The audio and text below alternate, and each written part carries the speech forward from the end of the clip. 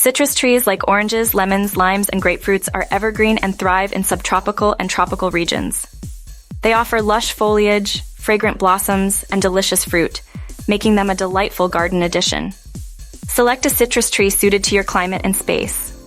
Meyer lemons are sweet and cold tolerant, while navel oranges are perfect for fresh eating. Key limes are tart and ruby red grapefruits are juicy. Choose a sunny spot with well-drained, slightly acidic soil. Dig a hole twice as wide as the root ball, place the tree, backfill with soil, and water thoroughly. Mulch around the base, avoiding the trunk. Water deeply every 1-2 weeks. Use a balanced fertilizer with nitrogen, phosphorus, and potassium. Fertilize 3 times a year, early spring, and late summer, using citrus-specific fertilizer with micronutrients. Prune to maintain shape, encourage growth, and improve air circulation. Remove dead or diseased wood, thin the canopy, and trim branches growing out of shape. Prune young trees lightly and mature trees after the last frost.